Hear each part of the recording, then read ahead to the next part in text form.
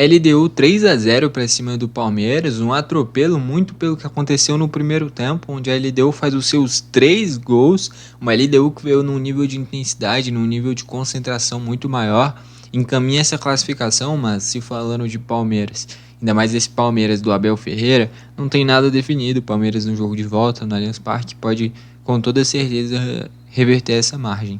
Vou comentar sobre esse jogo aqui nesse vídeo. Então vamos desenvolver aqui como esse placar se criou, a ordem cronológica dos gols. Primeiro gol do jogo com 16 do primeiro tempo, gol do Gabriel Villamil. E o primeiro e o terceiro gol tem essa característica, né? O Villamil é um meio campista desse time da LDU e como joga com 3 zagueiros, ele tem bastante liberdade para pisar na área. E tanto o primeiro quanto o terceiro gol, jogadas bem parecidas. O jogador chegando na linha de fundo, cruza para trás e encontra o Villamil. Então nesse primeiro gol, uma jogada pela esquerda de ataque da LDU, parte direita defensiva do Palmeiras, e vem um cruzamento para trás. O Villamil finaliza, um lance que tinha 2 jogadores do Palmeiras na frente, mas acaba que a bola passa até debaixo da perna do Gustavo Gomes, se eu não me engano, não consegue fechar a finalização, ali a LDU abre o placar. Segundo gol do jogo é com 27 do primeiro tempo, gol do Azul Garay, em uma cobrança de pênalti. Na base da bola parada, vem a cobrança para a entrada da área, o jogador da LDU finaliza muito forte, o Andrés vem com o braço aberto, é um lance que nem bate com o braço tão aberto, né? Ele está um pouquinho mais aberto e aí bate no braço que está descolado do corpo. Acho que de fato foi pênalti, e ainda mais com o juiz tendo marcado em campo, tinha que ser mantida a decisão dele. Se não tivesse sido marcado, talvez, dependendo da interpretação, poderia não chamar o VAR. Mas a partir do momento que foi marcado em campo, tem que ser mantido, porque é um lance discutível e tem muito mais chance de fato ter sido pênalti do que não. Eu de fato acho que o juiz acertou. E aí o Azul Garay vai lá e converte, faz o 2-0, faz o gol da LDU. O 3-0 nos minutos finais, 47 do primeiro tempo, gol do Villamil, que nem eu falei agora há pouco. O primeiro e o terceiro gol muito parecidos. Então o terceiro, a única diferença é que a jogada foi pelo lado direito. Então vem de novo o cruzamento para trás, o Villamil chega finalizando, faz ali o 3-0. Antes mesmo desses gols teve uma jogada que também teve uma jogada parecida, em que veio um cruzamento para trás, a finalização, só que aí parou no Carlos Miguel, que fez uma grande defesa. Então assim, 3-0, dependendo do que foi o primeiro tempo, ficou até barato. Vai para o segundo tempo e aí sim o Palmeiras melhora no segundo tempo. Eu achei que a entrada do Ramon Sosa, principalmente fazendo uma função mais ofensiva, caindo pelo lado direito, né? Tirou o Veiga e colocou o Sousa para ter um nível de intensidade maior. O Palmeiras melhorou bastante nisso. Acaba que não tem como ditar ritmo de jogo contra a LDU no Equador. É você se defender bem e ter escapes de contra-ataque. E o Sousa entrou e movimentou bem, criou oportunidades e acabou desperdiçando a grande chance do Palmeiras no jogo, que foi uma chance que ele recebe praticamente cara a cara, finaliza cruzado, forte, só que não tira tanto do Domingues.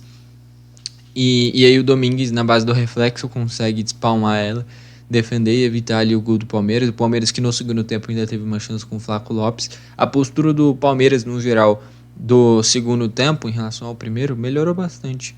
Eu diria que talvez até merecesse ter feito ao menos um golzinho. Se eu tivesse aqui falando de um 3-1, seria totalmente plausível o Palmeiras chegar lá, meter 2 gols de diferença, 2-0, 3-1, enfim, levar para pênalti ou até mesmo vencer no tempo normal.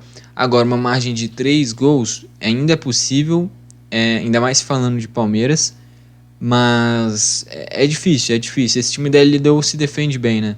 O São Paulo, jogando em casa, não conseguiu vencer desse time da LDU, não conseguiu nem vazar esse time da LDU, né? Perdeu no Equador e depois no Morumbi perdeu por 1-0 também. Então é um time muito bem treinado pelo Thiago Nunes. O Thiago Nunes que no futebol brasileiro deu muito certo no Atlético Paranaense. E só, eu torço pro Grêmio.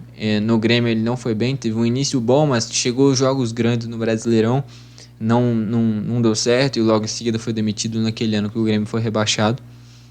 E no Botafogo também não deu certo.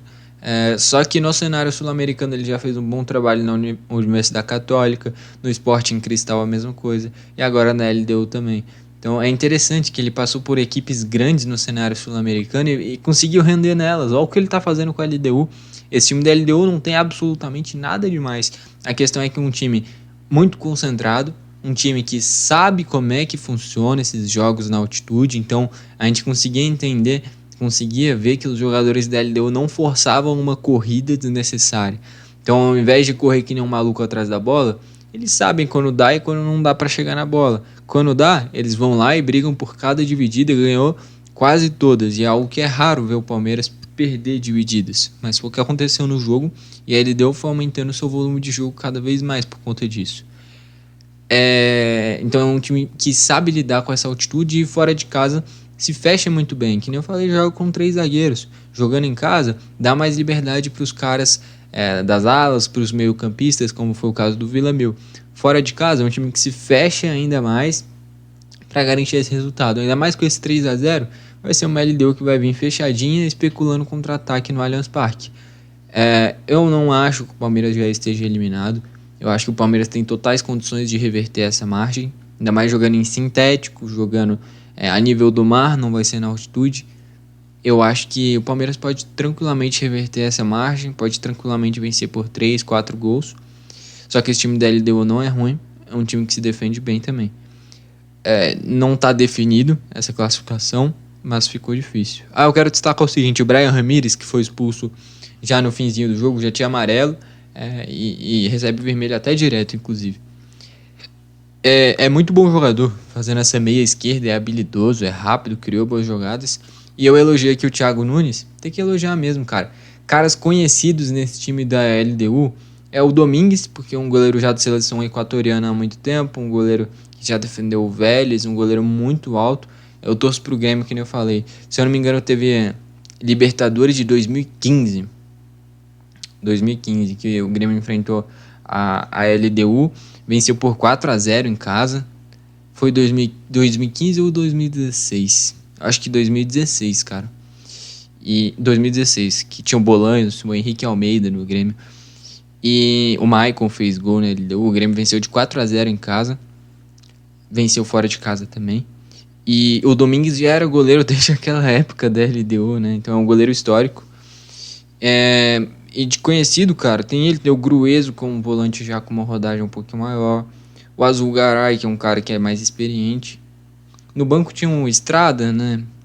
Que entrou e que também já é um cara que é um pouquinho mais rodado. E só, não tem ninguém muito conhecido nesse time da LDU não, cara.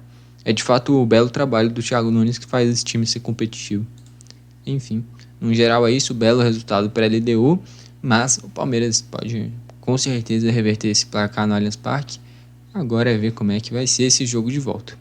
Bom, foi esse o vídeo, valeu e falou!